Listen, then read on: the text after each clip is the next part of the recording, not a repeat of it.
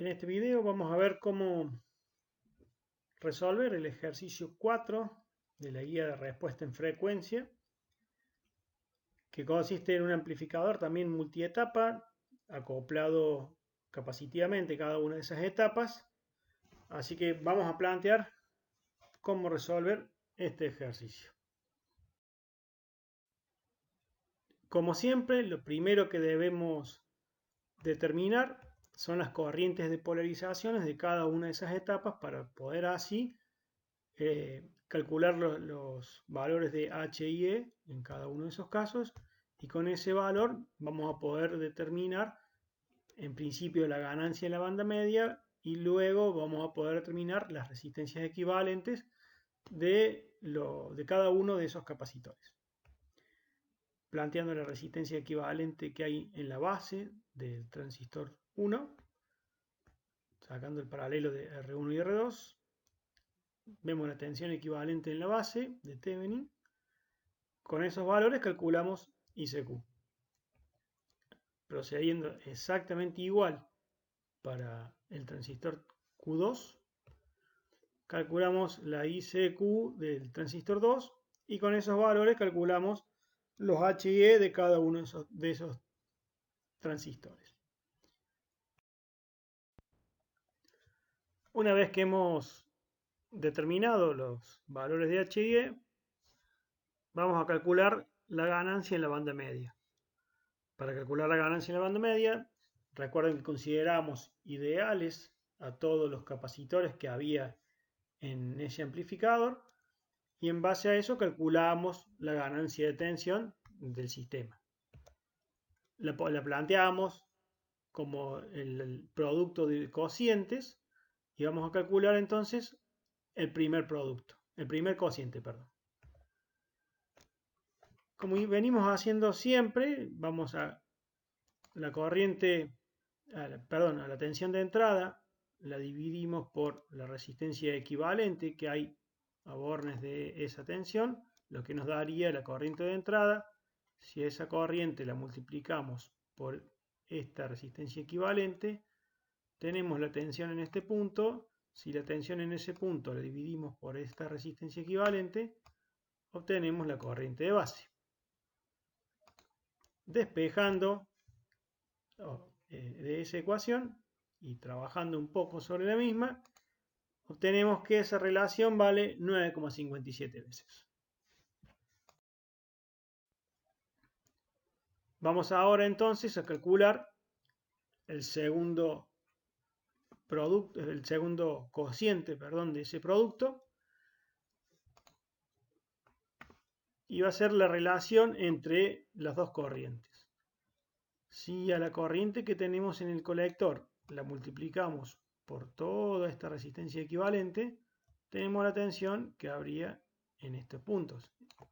Si a esa tensión ahora la vamos a dividir por esta resistencia equivalente, tendríamos la corriente de base 2. Entonces, haciendo esa relación, obtenemos que esa relación vale menos 6,24 veces. Para calcular el último cociente de ese producto, vamos a tener en cuenta la etapa de salida, y nos da que esta relación vale 1,33 por 10 a la menos 5. Ahora, multiplicando todos esos términos, llegamos a que la ganancia de tensión en la banda media es de 7,53 veces, o lo que equivale a decir 17,54 decibeles. Una vez determinada la ganancia en la banda media, lo que vamos a hacer ahora es determinar la resistencia equivalente de cada uno de esos capacitores, para así poder determinar la constante de tiempo, y en base a esa constante de tiempo calcular la frecuencia que se le podría asignar a cada uno de esos capacitores, o sea, la inversa de la constante de tiempo de cada uno de esos capacitores. Recuerden que para calcular la resistencia equivalente del transistor 1 poníamos en cortocircuito todos los demás todos los demás capacitores, y en base a ello calculábamos las resistencias equivalentes. Entonces la resistencia equivalente para el capacitor 1 es la resistencia 10 más la resistencia equivalente que resulta de todo este paralelo. Para calcular la resistencia equivalente de C2, vamos a cortocircuitar C1 y dejamos cortocircuitado C3, lo que nos da que es R3 más lo que resulta de toda esta resistencia equivalente. Para calcular la resistencia equivalente de C3, cortocircuitamos C2 y nos da que es la suma de R7 más R9. Ya que tenemos determinada la resistencia equivalente de cada uno de esos capacitores, lo que vamos a hacer es la aproximación de la frecuencia de corte de los 3 decibeles. En este caso, yo elegí que el capacitor C1, que era el que menor resistencia tenía, se iba a aportar el 98% de la frecuencia de corte. Con ese valor, calculo el capacitor que se necesita en C1. El capacitor C2 le asigno que tiene casi el 2% que nos falta. Y al capacitor 3 le asigno un valor mucho más chico. O sea, como ustedes pueden ver, este genera el polo dominante, este está más de una década por debajo y este todavía está bastante más lejos. De esa manera vamos a asegurar que este capacitor sí va a ser el polo dominante. Ya con esos tres valores vamos a corroborar ahora mediante los diagramas asintóticos de Bode que esto sea correcto. Una vez que hemos determinado las resistencias equivalentes, vamos a trazar los diagramas asintóticos de Bode. ¿Cómo se llega a este valor? Es, recuerden, la ganancia en la banda media dividido el producto de todos esos polos. ¿Cómo se llega a esta función? Primero, si ustedes recuerdan, cada capacitor de acoplamiento, esos capacitores iban a producir un par cero polo o polo cero, como lo quieren llamar. Básicamente es un filtro pasalto y como cada una de esas etapas es independiente, vamos a poder llegar a esta ecuación. O sea que esto es un polo y un cero del capacitor que hay en el capacitor C1, un polo y un cero de C2 y un polo y un cero de C3. El producto ese nos va a dar la función FL que vimos en la parte teórica.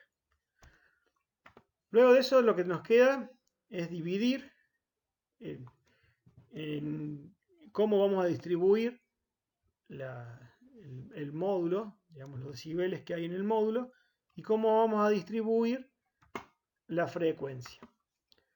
Para el módulo es fácil, lo que podemos hacer es, sabemos que tenemos que llegar hasta 17,5 decibeles, que es lo que calculamos hace un ratito, y debemos poder graficar una constante de menos 55,75 decibeles. Si distribuimos en forma pareja el módulo, lo podemos distribuir de esta manera, yendo de 10 en 10, con esta escala nos alcanza justo. Por el tema de la frecuencia, tenemos el punto mayor, si bien es 615 radianes por segundo, cuando grafiquemos la fase, que debe estar en la misma escala, debemos llegar por lo menos una década más grande que este número. Por eso se elige como valor más grande 10.000 radianes por segundo. En el otro extremo, también debemos tener en cuenta que tenemos que graficar por lo menos una década menos de este punto. Por eso se elige este punto como el punto menor. Distribuyendo de esa manera, nos queda la frecuencia distribuida, como pueden ver acá en esta figura. Vamos a empezar entonces a trazar el diagrama asintótico de Bode. Primero que nada, trazamos la constante. Vamos a trazar ahora las asíntotas de este polo. Perdón, vamos a trazar las asíntotas del 0 al origen. ¿Cómo se traza esa asíntota del 0 al origen? Se va a la frecuencia unitaria. Como es un 0 de orden 3, la pendiente va a ser de 60 decibeles por década. Entonces, venimos a la frecuencia unitaria. En este caso, para allá no puedo ir mucho más, pero me puedo venir una década antes y bajar 60 decibeles. Si uno todos esos puntos, tengo una pendiente de 60 decibeles por década. Ahora sí, vamos a trazar el polo correspondiente, los diagramas asintóticos a este polo. La asíntota de baja es esa hasta la frecuencia de ese polo. Más allá de esa frecuencia, tiene una pendiente de menos 20 decibeles por década. Lo mismo pasa con este polo. Llegamos a ese polo, trazamos una pendiente de menos 20 decibeles. Y por último, el polo de los 615 radianes por segundo también tiene una pendiente de, de 20 decibeles por década. Lo que nos queda ahora es hacer toda la suma de las pendientes. Así que es a esta recta le tenemos que restar esta constante. ¿Y hasta cuándo vamos a hacer esa resultante? Hasta que aparezca la primer pendiente. Este es el resultado que nos daría restar esta recta con esta constante hasta que aparezca el primer polo. A partir de ese momento, la pendiente va a ser diferente, va a ser de 40 decibeles por década, porque estábamos sumando 60 menos 20. ¿Y hasta cuándo vamos a tener esa recta de 40 decibeles por década? Hasta que aparezca la influencia del segundo polo.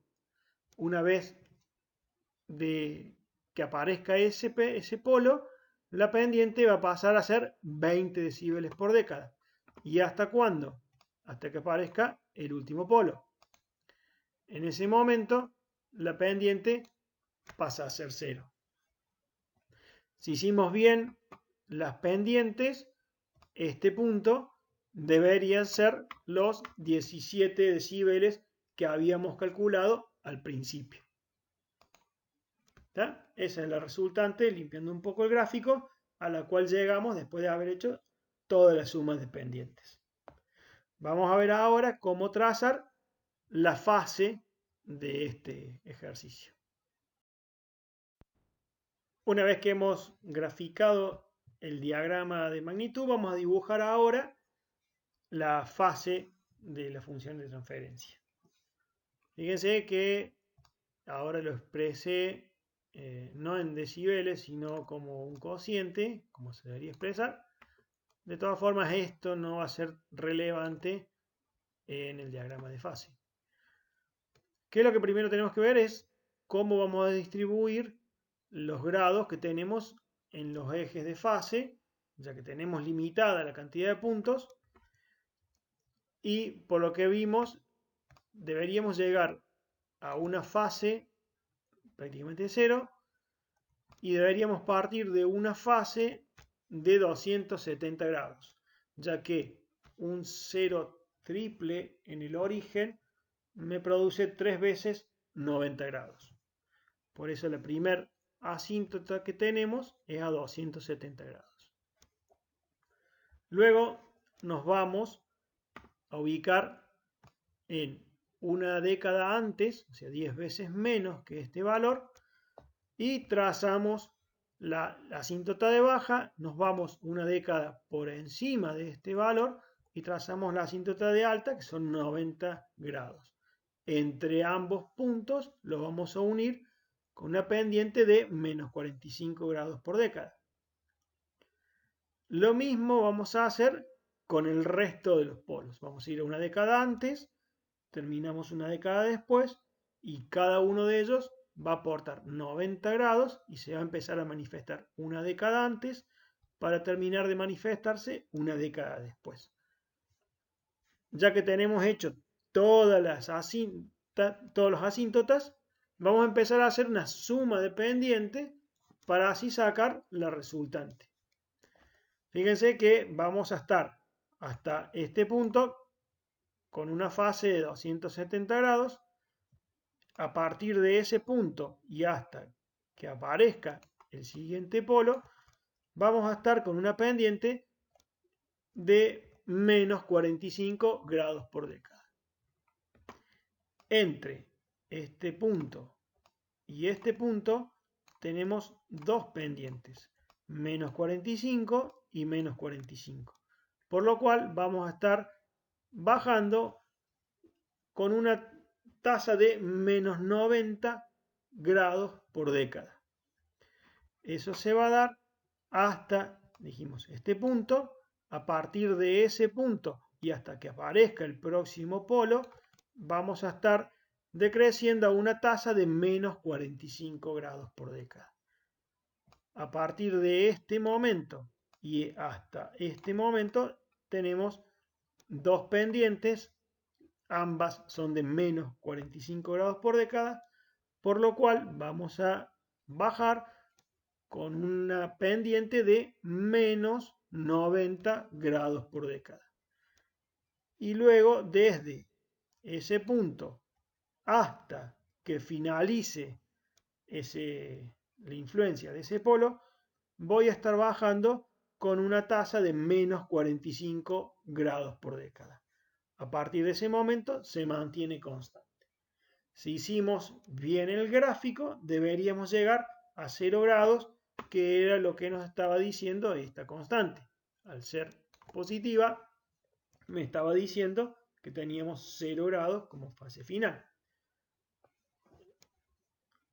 En la siguiente gráfica vamos a ver el resultado de estas asíntotas. Ya lo vamos a un poquito más limpio, pero vamos a ver lo que resulta de hacer esta misma gráfica de magnitud y fase mediante un sistema, un software, por ejemplo MATLAB o Octave.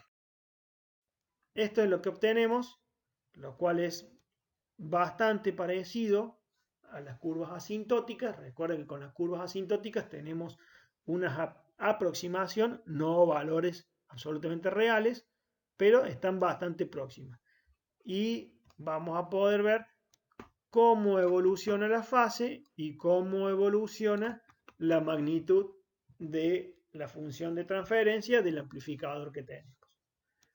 Bueno, espero haber sido claro. Cualquier duda o consulta, por favor, me la hacen llegar por correo y con gusto se les respondo. Hasta luego.